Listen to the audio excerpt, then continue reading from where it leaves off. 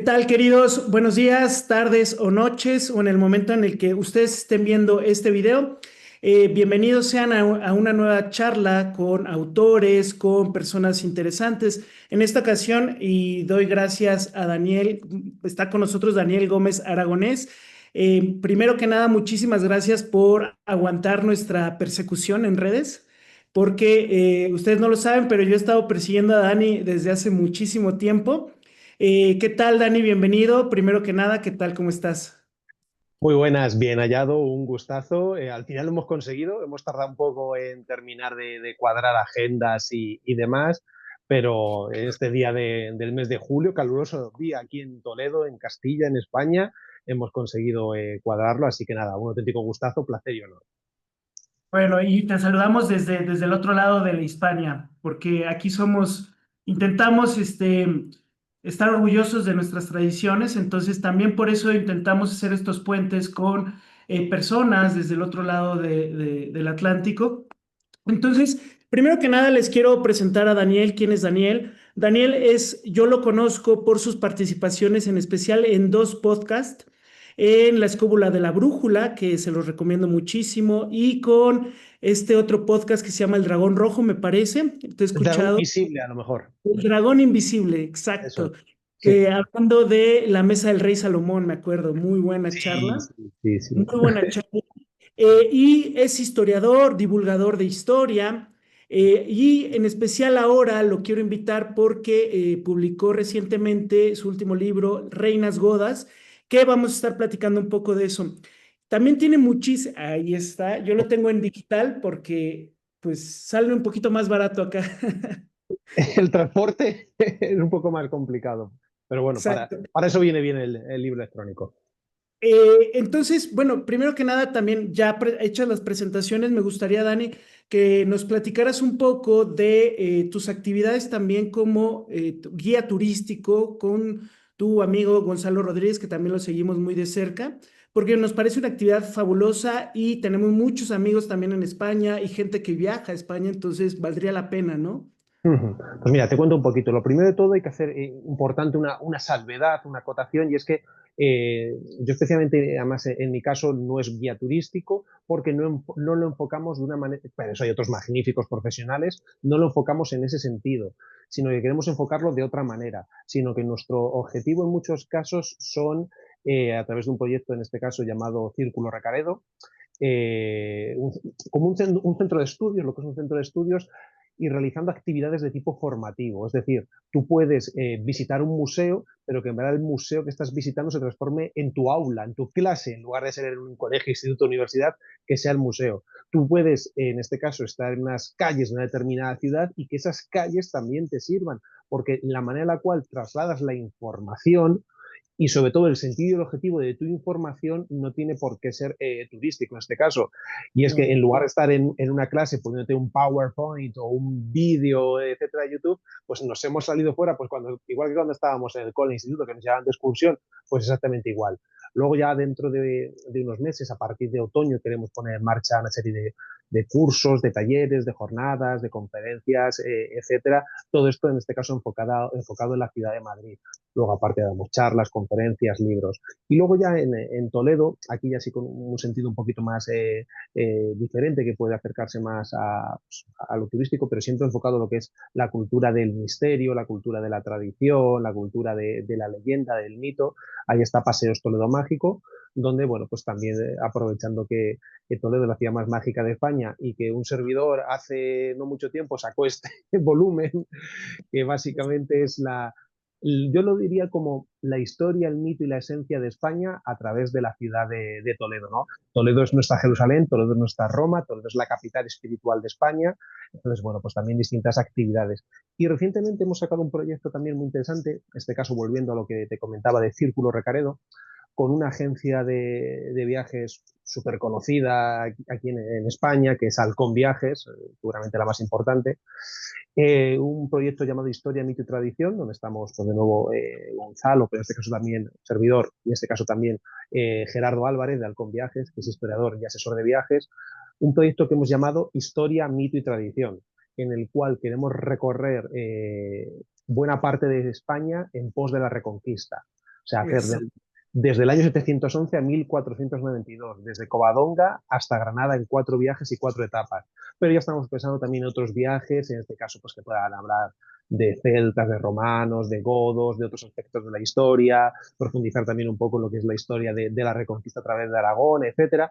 Y también en el futuro, una de las ideas que tenemos en este marco, pues es cruzar el charco, cruzar Eso.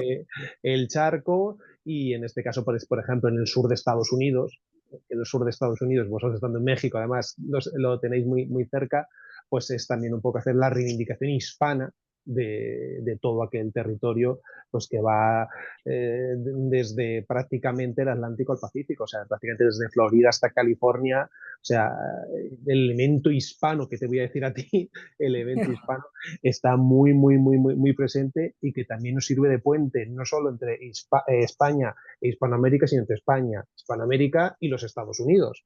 Entonces, Claro. bueno, pues como ves, tenemos ahí ideas y proyectos muy, muy, muy a largo plazo, De aparte, bueno, ideas, de todo lo que hacemos por la red.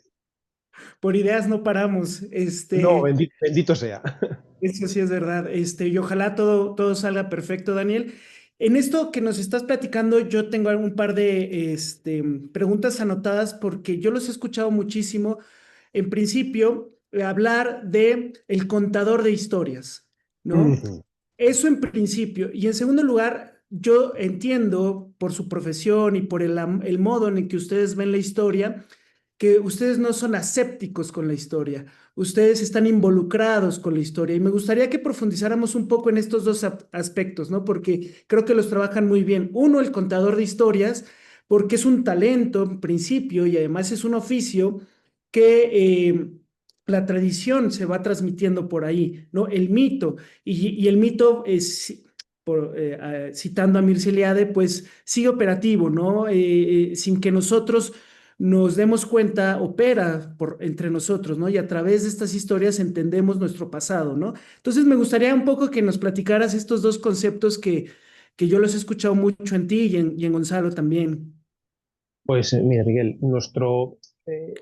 partimos de una base, tenemos una base muy clara, y es que una leyenda o un mito no es un cuento para que los niños, tú lo señales al niño, se vaya a la cama y adiós. No. Yo siempre he pensado que a través de las leyendas y de los mitos de un pueblo o de un país puedes llegar a la propia esencia de ese pueblo, de ese país. O sea, a través de las leyendas y los mitos de México o de cualquier parte de México puedes llegar a la esencia de ese lugar en concreto. Por lo tanto, son muy importantes. No es algo muchas veces como sucede en el ámbito de la historia, ya sea una historia más académica o ya sea una historia más divulgativa, como que se desdeña. No, no, eso no es una leyenda, no, no, eso es un mito. Echa el freno. Como decía un buen amigo mío, profesor académico, la historia genera mitos y los mitos hacen leyendas. O sea, un mito y una leyenda no surge por generación espontánea. En algunos casos puede ser una creación literaria, pero muchas veces la creación literaria tiene detrás un aspecto histórico o una realidad histórica más o menos distorsionada. Y es que las leyendas y los mitos muchas veces es como en un determinado momento de la historia la gente ha sentido, ha percibido dicha historia. Por lo tanto, o sea, son de una riqueza, de un patrimonio sencillamente brutal y lógicamente no son nada desdeñables. De hecho, yo, por ejemplo, en el libro de Toledo, cada capítulo, o sea, el capítulo dedicado a la prehistoria, el capítulo dedicado a la época romana, el capítulo dedicado a los visigodos, el capítulo dedicado al siglo XVI, al siglo XIX, se cierra con lo que llamo yo el marco legendario. Y es que yo lo que intento es insertar ahí determinadas leyendas para que el lector entienda cómo encajan esas leyendas en ese periodo histórico en concreto y qué quieren reflejar. Porque también muchas Sí, veces hay una moraleja. Entonces es importante que conozcamos y sepamos. La caída del reino visigodo de Toledo pues, tiene leyendas súper conocidas que no son casuales. Véase la famosa cueva de Hércules o véase la de la leyenda de la cava Florinda con el rey Rodrigo, etcétera, etcétera. Y luego ya podemos entrar en ellas. Pero de alguna manera, tú cuando te narran y te cuentan esas leyendas o lees sobre ellas, dices, ostras, qué claro. particular y qué especial tuvo que ser la caída del reino visigodo de Toledo o qué peso, qué huella y qué legado ha dejado en la historia de España para generar este tipo de leyendas. Eso por un lado. Y luego por otro, lo que comentabas a colación de la figura del contador de historias, el contar historias es, si queremos llamarlo un oficio, no es un oficio antiquísimo, ¿no? Es el bardo, es el poeta, es el transmisor. A mí siempre me Claro. gusta hablar de esa correa de transmisión entre lo que es el conocimiento y el gran público en general. Es muy importante la figura de esa correa de transmisión. Entonces, tú puedes contar, ser un contador de historias de muchas maneras. Lo puedes hacer en la calle, lo puedes hacer en un museo, lo puedes hacer por YouTube, lo puedes hacer por redes sociales, lo puedes hacer en un blog, lo puedes hacer en libros. Además, que es que hoy en día puede ser tan, esta palabra que se usa mucho, tan multidisciplinar, o sea, que es sencillamente abrumador en algunos casos, pero en el buen sentido del término. Y Claro. luego lo que comentabas de Aséptico, es que yo siempre lo he dicho, o sea, con la historia de cada uno, en este caso, por ejemplo, con la historia de la gente que te siga en México, es que solo puedes hacer una cosa con la historia de México, solo puedes hacer una cosa. ¿Qué cosa es esa? Enamorarte. Solo Claro. puedes hacer una cosa, enamorarte. Los gente, ¿cómo te vas a enamorar de tu historia? Claro, porque tu historia son tus padres, tus abuelos, tus bisabuelos, tus tatarabuelos, todo lo que tú eres. Tú no estás aquí por generación espontánea, tú no estás aquí por mera casualidad. Tú respondes a un legado, a un linaje. Y lógicamente tienes que conocerlo, pero para conocerlo no puedes conocerlo de una manera completamente aséptica. Estás ligado, estás vinculado. Nosotros hay un concepto que usamos mucho que es el de raíz y esencia. Es así. O sea, sin raíz no hay espíritu, sin espíritu no hay alma y sin alma, lo siento, no hay nada. Es tal cual, es tal cual. Y por supuesto que hay un camino, hay una especie como de fuego que continúa, una especie de esencia que se mantiene. Porque muchas veces ustedes dicen, no, no, no, no, cada cosa en su sitio y en su aspecto. No. O sea, una cosa es que tú cojas un libro y en ese libro esté troceado, esté dividido por capítulos, pero Claro.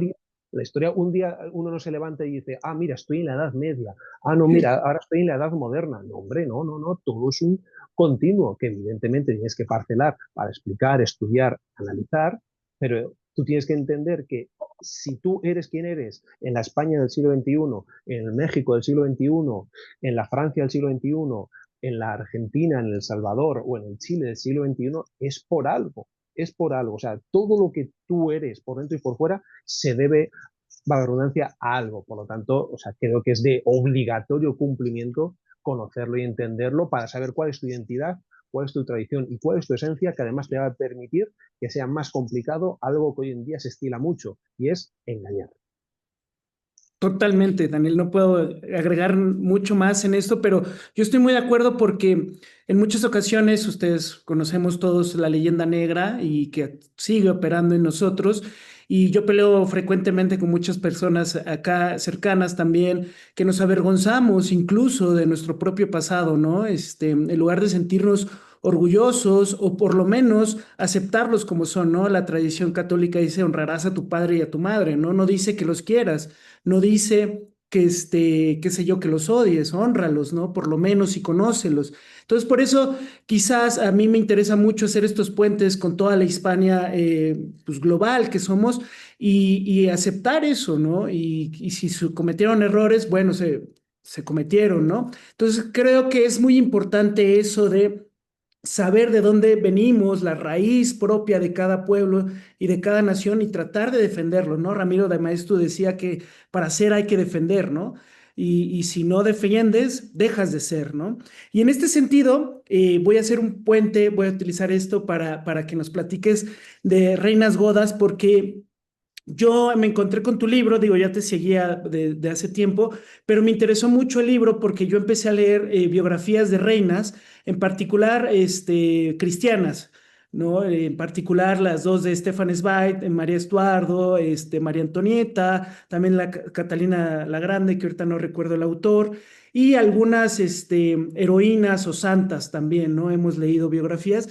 En principio, porque yo quiero, me da esta particularidad y también te aviento esta pregunta y este comentario de que nos han contado un poco mal la historia de las mujeres en las sociedades tradicionales y en las sociedades antiguas, ¿no? Y yo quería un poco saber entonces por qué eran reinas y por qué fueron tan importantes, ¿no? Estas personas, qué sé yo, una Isabela Católica, que aquí tengo dos biografías de ella, ¿por qué es tan importante, ¿no? Yo le digo Santa Isabela Católica, que ojalá algún día pueda ser santa. Está en Eh, proceso de beatificación y demás. Estamos ahí en la lucha. Entonces, En principio yo me encontré con esto y en segundo lugar con esta iniciativa o este ánimo que yo tengo de buscar nuestras raíces, pues una raíz propia de México es la hispanidad, ¿no? La otra es los pueblos indígenas, los pueblos originarios, que las dos valen muchísimo la pena conocer. Entonces, bueno, son dos intereses que yo tenía y llegué a tu libro, ¿no? Y en principio preguntarte eso, ¿no? Hay un medio ambiente que quiere interesarse por la historia de las mujeres, que eso está muy bien actualmente. Y en segundo lugar, saber este papel que tuvieron estas reinas a lo largo de nuestra historia, ¿no? Y de las mujeres. Bueno, yo te aviento comentarios, preguntas, Sí. que los recojas. Pues mira, lo primero de todo me parece súper interesante que siempre, además, lo agradecemos mucho y de hecho hace muy poquito lo comentábamos Gonzalo y yo, esos puentes, ¿no? Que se abren y siempre que nos llaman desde Hispanoamérica, yo hace poco tuve la oportunidad de realizar varias actividades con amigos de Colombia y es que es muy triste que en pleno siglo XXI, a diferencia de lo que sucedía en el siglo XVI, XVII, XVIII, que quienes consumían leyenda negra eran pues, alemanes, franceses, ingleses, neerlandeses, ahora quien consume leyenda negra somos españoles e hispanoamericanos. Es muy, muy, muy triste. O sea, hemos comprado ese relato. Es decir, el día que nos demos cuenta que somos hermanos, el día, bueno, mejor dicho, el día que nos volvamos a dar cuenta que somos hermanos Que del no potencial. dejamos de ser hermanos nunca. Claro, o sea, que porque muchas veces la gente piensa que cuando tú estás en contra de la leyenda negra, cuando tú hablas de la hispanidad, cuando tú hablas del Imperio Español siglo XVI, XVII, XVIII, es que como que quieres restaurar el Imperio Español, ¿no? O sea, es imposible restaurar el Imperio Español. O sea, no se puede. Lo que quieres es unir, algo que hoy en día es muy complicado, que es unir a la gente, sino unir, hacer un sentimiento de hermandad y más en un mundo tan de bloques, ¿no? El bloque de China, el bloque de Rusia, Estados Unidos, etcétera. Pues hombre, un bloque de hispanidad en el mundo tendría mucho que decir, porque además lo de decir hay que remarcarlo, porque tenemos una lengua que es sencillamente brutal, una lengua que nos ha dado, o sea, obras tan espectaculares como el Quijote de Cervantes. Hombre, algo tendremos que reivindicar. Y porque, perdona que lo diga, y ahora retomo lo que me comentabas, es que lo que hoy en día es México, lo que hoy en día es El Salvador, Perú, Chile, Cuba, Colombia, Venezuela, Nicaragua, Guatemala, eso en el siglo XVI, XVII, XVIII, eso no era de España. Es que ese concepto de eso no era de España. Eso era España. Todos Claro. éramos España. Aquello eran virreinatos. No eran colonias que iban a explotar. No era gente como en Estados Unidos machacando a Sioux, Cherokees, Arapahoe. Si Hernán Cortés hizo lo que hizo en México, no lo hizo con los 300 desarrapados que llevaba los pobrecitos. O sea, Claro. no hubiesen podido. Es que es matemáticamente imposible. Por mucho que tengas caballos, perros, pólvora, es imposible. Es porque la apoyaron miles y miles y miles de indígenas que estaban, hay que decirlo, hasta las narices de los aztecas. Tal cual, es así. Y como dice el profesor Zuzunegui, no había ninguna hermandad indígena que uniese a los aztecas con los incas. O sea, no, lo único que ha hermandado, que ha hecho el sentimiento de hermandad en América es la hispanidad. Y la hispanidad es una cultura, es un arte, es una religión, etcétera, etcétera, que hoy en día sigue estando ahí, por mucho que nos queramos poner una venda. Y esto, la hispanidad surge gracias a una mujer. Y aquí enlazamos con lo que comentabas. Surge con, para mí, yo siempre digo, yo soy católico, o sea, no, no me tengo que esconder. Después de Nuestra Señora Virgen María, la mujer más importante de la historia de la humanidad es la reina Isabel la Católica. O sea, es que es una mujer brutal, que por supuesto todos tenemos luces y sombras. Parece que cuando ves un personaje histórico y le ensalzas, tiene que ser inmaculado, cristalino. El que esté libre de pecado, que tire la primera piedra. Somos pecadores. Y algunos están pecando 24/7, pero eso no resta valor a su legado, a toda su gran obra. Y en este caso, es que para más Inri, bajo mi punto de vista, la figura política más importante de la historia de España, y aquí enlazamos cuando digo España con México, Chile, etcétera, etcétera, Claro. no es un hombre. La figura política más importante es una mujer, que es su majestad la reina Isabel la Católica, Isabel I de Castilla. Ostras, ya solo por esto hay que tener un foco muy importante en la cuestión femenina de la historia de España.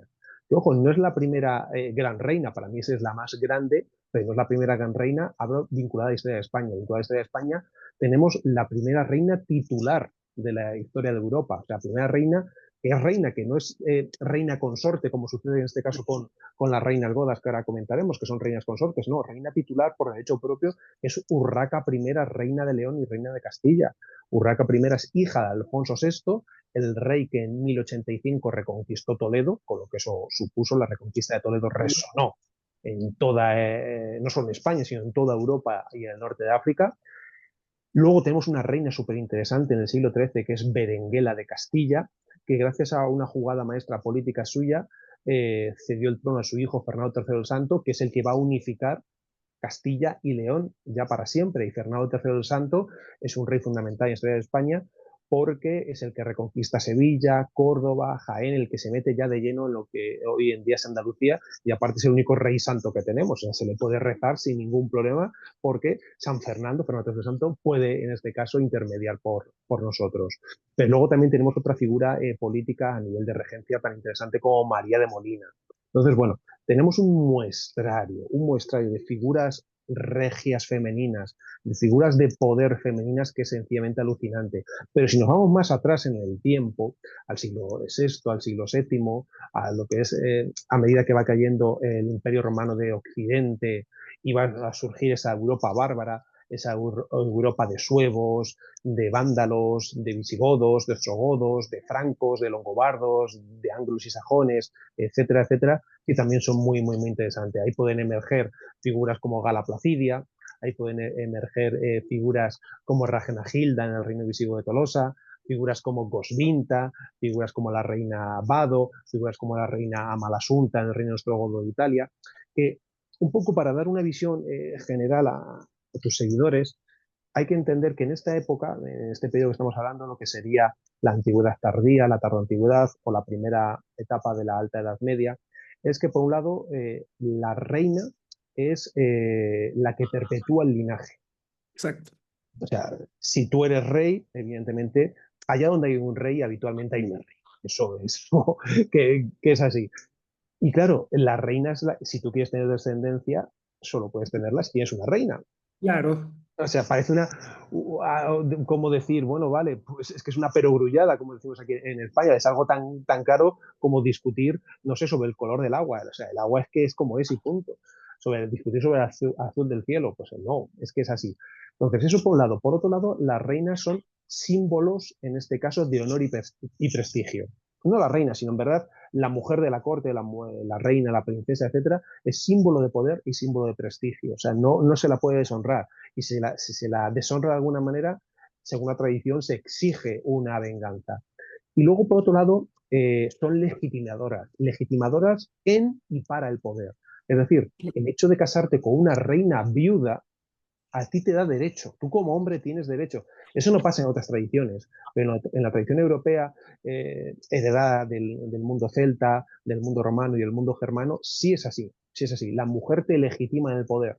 Entonces es muy, muy, muy importante y es un hecho trascendental que lógicamente te invita a conocer la importancia de la figura regia femenina. Y lo que quería con este libro no era hacer un catálogo de mini biografías, porque la información que tenemos es muy limitada, sino que mi objetivo era que tú pudieses seguir toda la historia de los godos, desde sus orígenes en el sur de la actual Suecia hasta el año 711, hasta la invasión musulmana, a través de las reinas godas, sino que a través de ellas pudiese seguir todo ese proceso histórico y luego, lógicamente, ampliarlo con cuestiones netamente específicas del tipo de la maternidad, el tipo del matrimonio, la cuestión de la mujer en la religión, la cuestión de la mujer en la heterodoxia, como es el ámbito de la magia, etcétera, la mujer en el ámbito también de la leyenda, cómo se la refleja, etcétera, etcétera. Y bueno, pues después de ese camino, aquí hemos llegado. No, totalmente. Y de hecho creo que haces una, además yo me imagino también por la falta de documentación, ¿no? También es difícil seguir documentalmente estas historias porque sinceramente no hay demasiada información y lo aclaras muy bien en el libro, ¿no? A mí me gustaría, ya nombradas, en principio quería hacer varios comentarios porque uno, que hay que reivindicar los nombres antiguos, son buenísimos. Eso es, eso es. Urraca, ¿quién se llama Urraca? Está increíble, ¿no? Entonces, yo siempre reivindico esos nombres antiguos que me emocionan, ¿no? Escucharlos. En segundo lugar, te quería comentar sobre la hispanidad. Actualmente se escucha mucho el discurso indigenista, ¿no? Y yo estoy de acuerdo contigo en el hecho de que la hispanidad es el único concepto, o a mí el único concepto que me ayuda a unificar a todas estas tribus, diferencias que tenemos en la hispanidad, porque yo le comento mucho a compañeros que son indigenistas, o sea, todo bien, pero ¿cómo se van a poner de acuerdo un quechua y un maya? ¿No? Ostras, Si ni siquiera- es interesante, es interesante. o Es sea, interesante. no. Y ya no te digo con un Inca. O sea que es alucinante. Es alucinante, ¿no? No los quería dejar pasar, digo, voy a hacer el puente para que sigamos platicando de Reinas Godas, pero Sí, creo sí, que vale sí. la pena hacer estos apuntes. También esto de en estas tradiciones actualmente están muy señaladas, ¿no? Mencionamos la tradición católica en específico y decir que somos pecadores no es señalarnos como malas personas, simplemente que nos equivocamos, ¿no? Y vemos ideologías políticas modernas, en España lo están viviendo actualmente, que una ministra que salió a decir que la izquierda no roba, ¿no? Y es como, bueno, son santos o qué, incluso los santos han tenido pecados, ¿no? Acá en México otro partido político que dice nosotros no robamos, no traicionamos, bueno, háganse santos, ¿no? No, hombre, yo le diría, ¿por qué hay territorios en México controlados por los cárteles de la droga? O sea, es que o sea, es imposible, o sea, que un Estado no pueda controlar todo su territorio, y me da igual que México sea un país súper grande, muy extenso, un Estado tiene la suficiente fuerza y poder para controlar todo su territorio. Y si no lo hace, es por algo, es por algo. O sea, si queremos abrir esa puerta, mal asunto. No decimos mucho porque se acaba de aprobar una ley eh, sobre el acceso a información y que si no que si mentimos nos censuran en redes y cosas así. Entonces, Viva la libertad. y bueno. Y en segundo lugar, te quería preguntar que nos platicaras en especial de algunas reinas, ¿no? Que son muy especiales en el libro. En principio, la más evidente, ya las acabas de mencionar, esta Gala Placida, o sea, tiene una historia magnífica, ¿no? Porque justamente, ¿no? No recuerdo muy bien si la roban o la secuestran o es un Sí, intercambio, me parece, ¿no? raptada, raptada, es raptada. Raptada. Eso Justamente es. para reivindicar por el rey digamos, validar su reino, ¿no? Es así. En principio me gustaría que nos platicaras de Gala Placidia y en segundo lugar, bueno, yo te tiro dos nombres que también me parecen fabulosas, o sea, Amalasunta y Goswinta, que son tremendas reinas, para que nos des también un poco la historia y que nos animes a comprar tu libro, ¿no? Y que nuestro público se anime a escuchar las historias de estas grandes reinas. Bueno, pues por un lado, con lo que comentabas, Miguel, sobre la cuestión indigenista, claro, a mí me duele mucho porque la gente de Hispanoamérica, la gente de México, la gente de Honduras, la gente de Ecuador o cualquier país que se dice indigenista, cuando te lo dice habitualmente, digo, oye, ¿te has mirado tu pasaporte? Y a lo mejor se llaman Miguel Sánchez García, Lucía Pérez Ortiz. Digo, no te llamas Cuauhtémoc Atahualpa, o sea, Sí, hazlo mirar, porque tú tienes sangre española, exacto. igual que tienes sangre indígena. Digo, es que una persona de Hispanoamérica que no conozca su lado español y su lado indígena se está traicionando a sí misma. O sea, no, no, yo es que soy más española, yo es que soy más indígena. No, tú eres 50-50. Pues 50-50.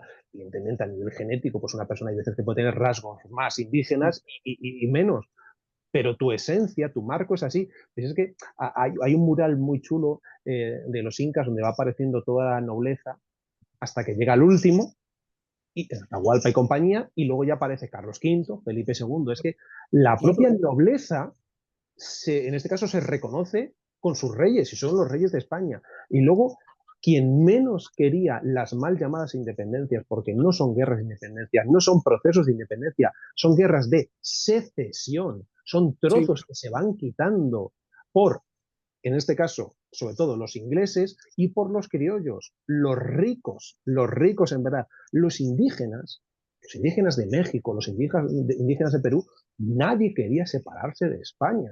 Eran los que pregunten en Chiapas, en el caso de México. O sea, la situación de los indígenas en Hispanoamérica estaba infinitamente peor en 1870 o en 1890 que en 1750. Es que en el siglo XVIII hay ciudades de Hispanoamérica que tienen un nivel de vida superior, Von pero muy Humboldt, superior a Alexander von Europa. Humboldt. O sea, Cuzco, Lima eran mucho más de lo que era Londres. O sea, algo que ahora dices, esto es expediente X, ¿no? Son ovnis, es algo que no es un UFO, no lo entiendo, no. O sea, de verdad, que había ciudades de Hispanoamérica que eran, entre comillas, potencia. Y que hay un detalle muy interesante.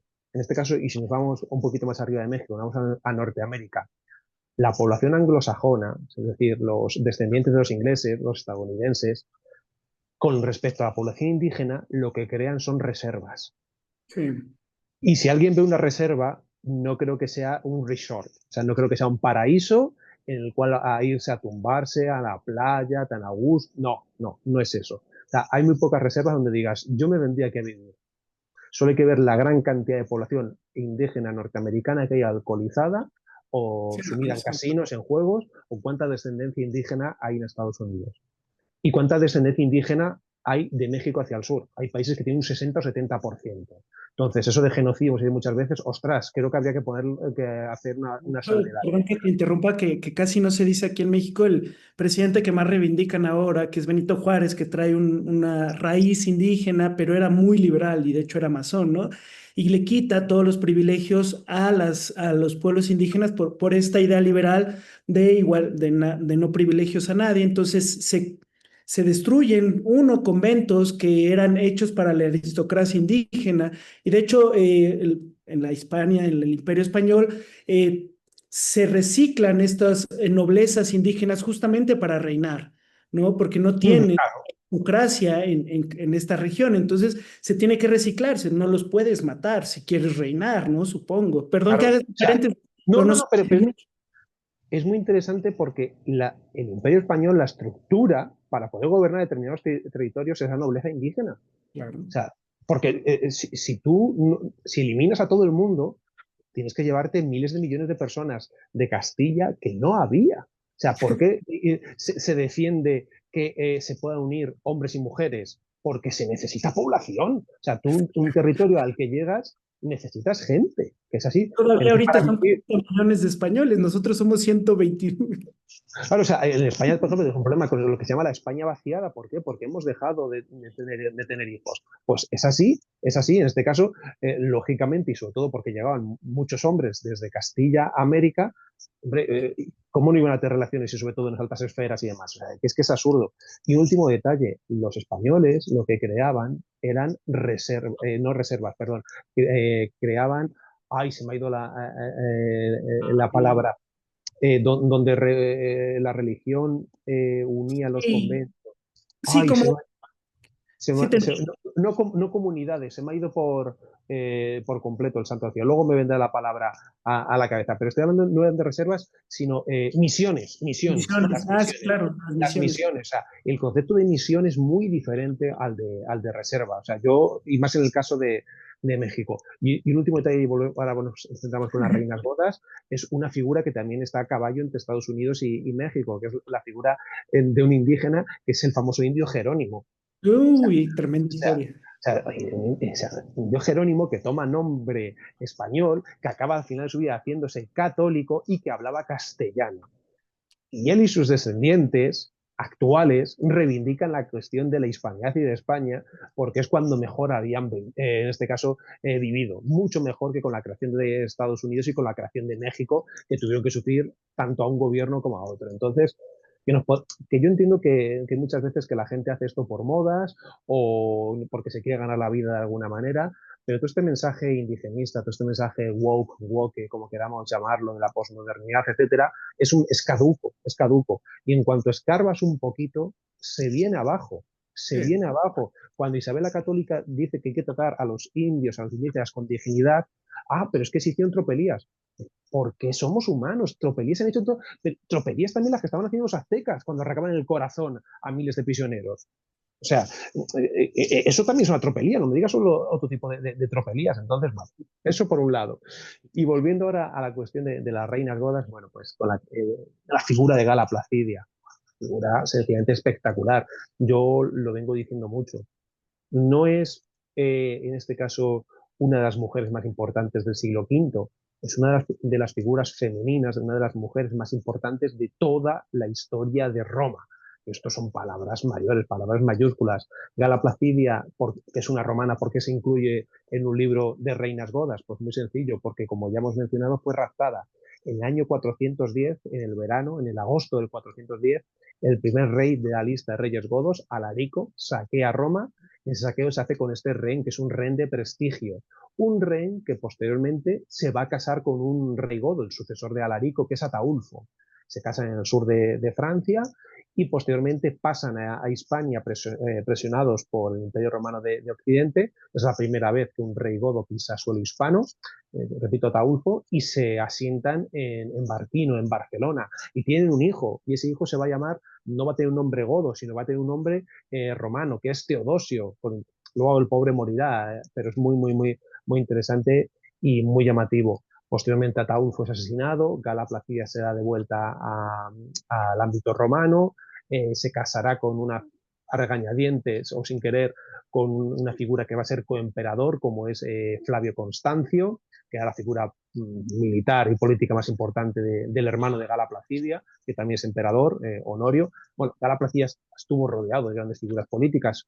Emperador, su padre Teodosio, su hermano Honorio, emperador occidente, su hermano Arcadio, hermano su corte de padre, emperador en Oriente, casada con un coemperador, madre de otro futuro emperador como es Valentiniano III. Gala Placidia acabó también siendo luego regente de Valentiniano III hasta que tuvo la mayoría de edad.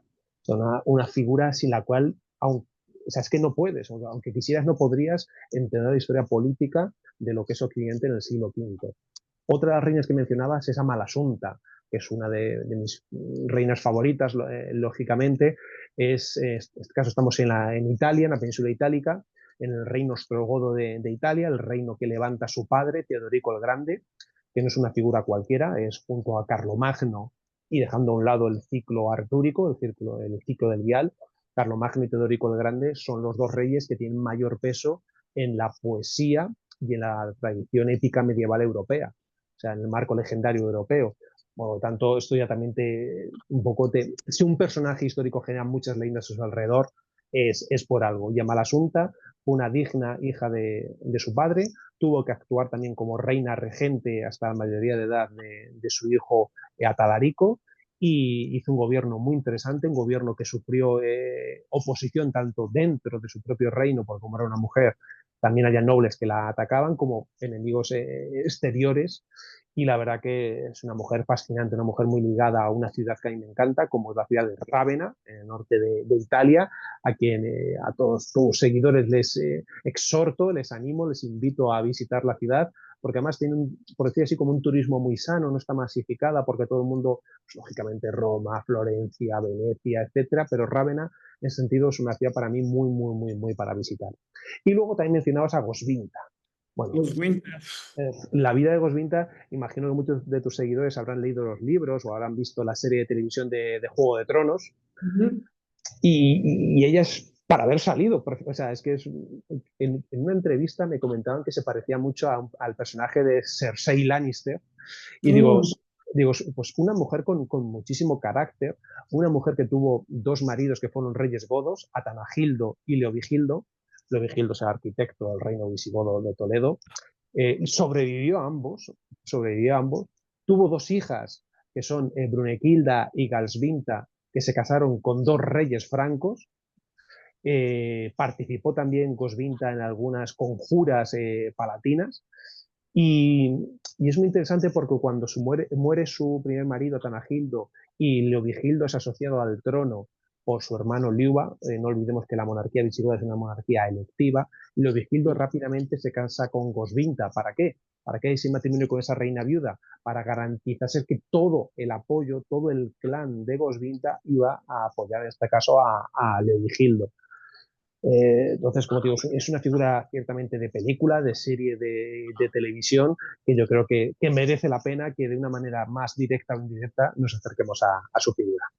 Totalmente. Y de hecho, a todas estas reinas, en principio, quizás para ir un poco cerrando la conversación, hacer una reivindicación, uno, de la figura de la mujer a lo largo de la historia a través de estas reinas, porque, a ver, comentarios aparte, porque nos van a reclamar que estamos aquí dos pija viejas hablando de mujeres.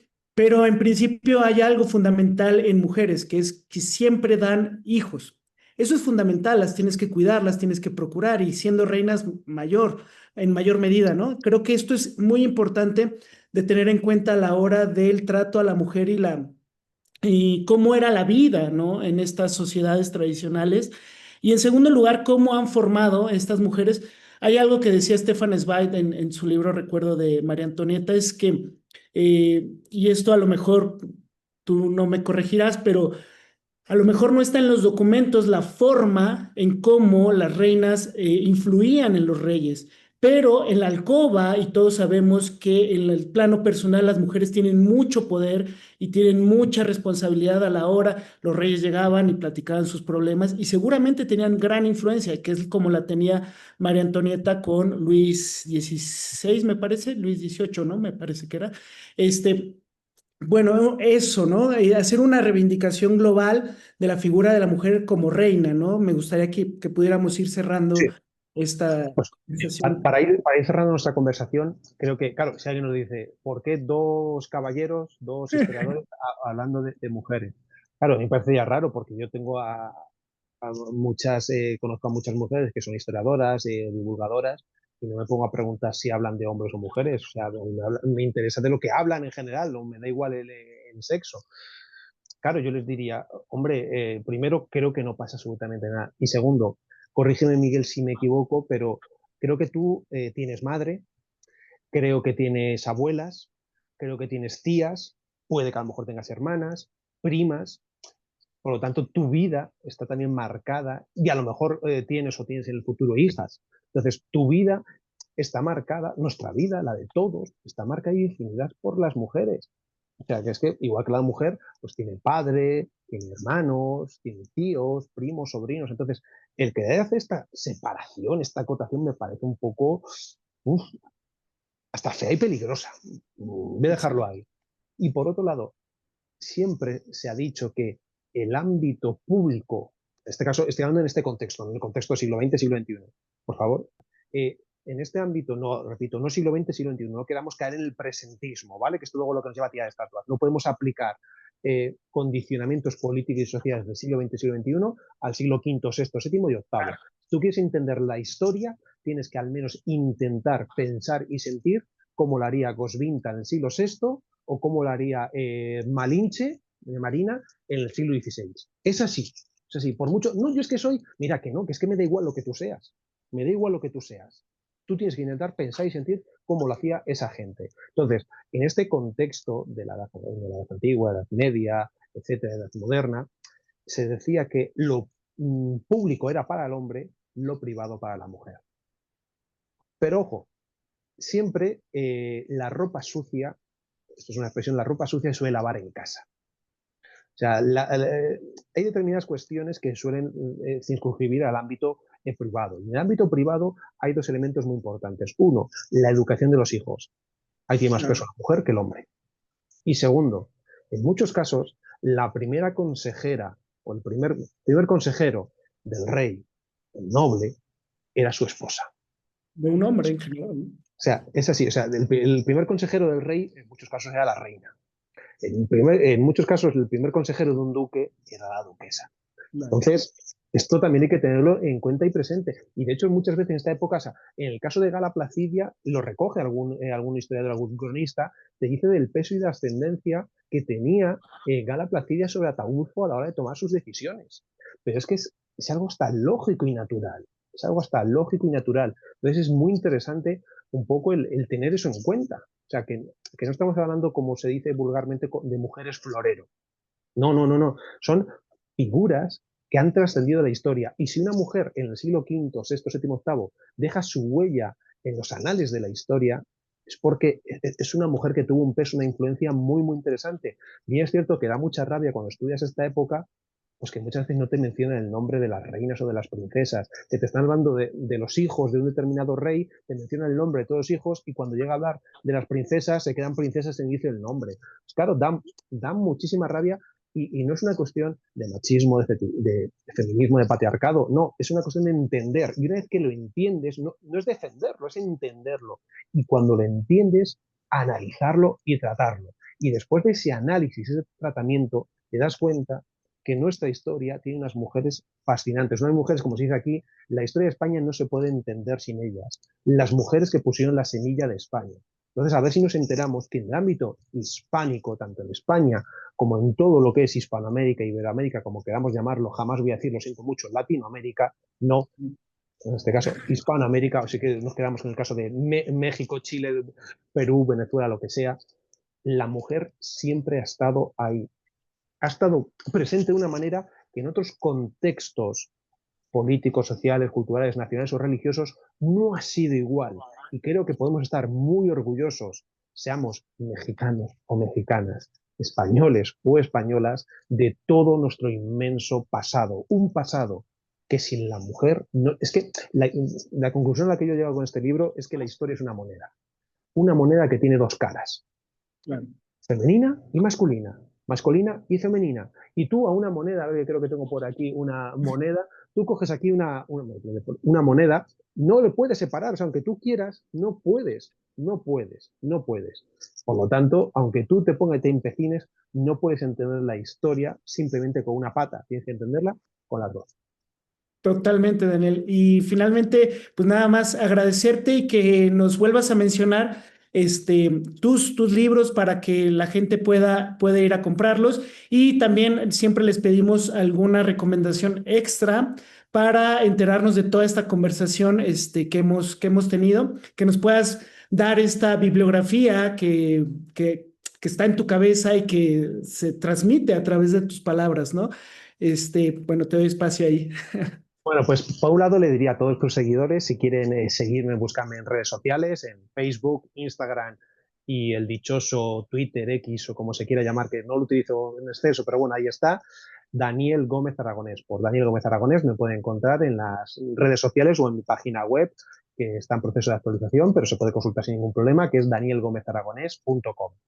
Encantado de, pues eso, de recibir solicitudes, de intercambiar información, todo lo que sea menester. También poder encontrar mucho de lo que hemos hablado, pues ahí expuesto, tanto en las redes sociales como en la web, a nivel de, pues, de entrevistas, de artículos, vídeos, material vario, etcétera, etcétera.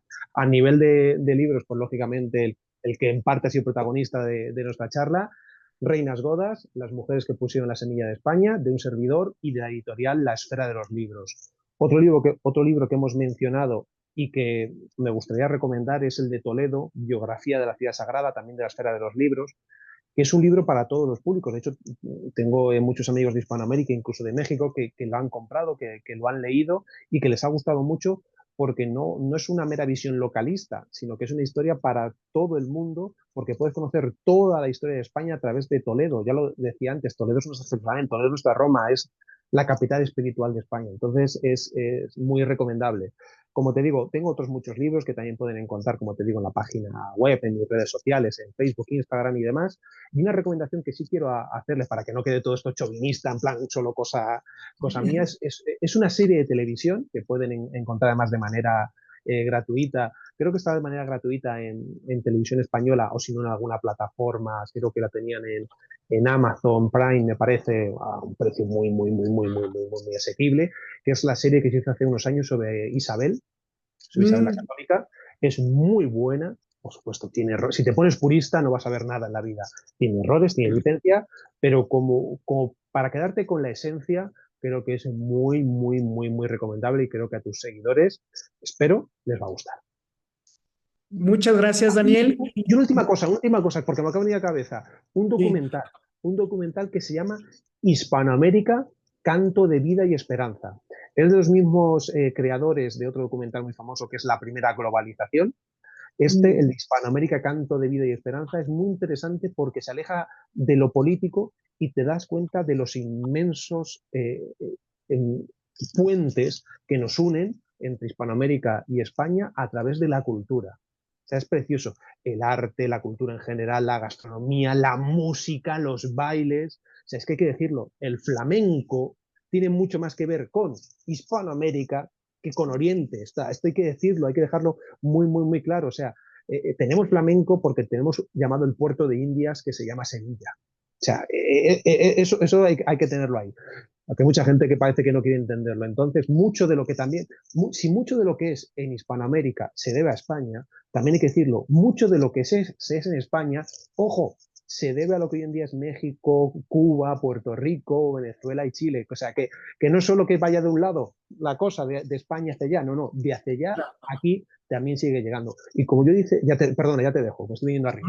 Como dije hace poco en una entrevista, claro, yo soy europeo, yo orgulloso, muy orgulloso europeo, pero quitando algunos detalles específicos de lo que es mi continente, mi cosmovisión va a ser más cercana a alguien de México que a alguien de Letonia.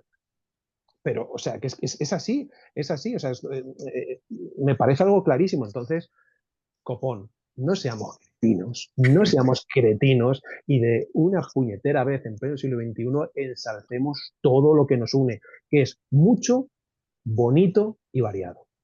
Totalmente. Y si cae España, caemos después nosotros. Así que a defender lo que somos, en defensa de la hispanidad, ¿no?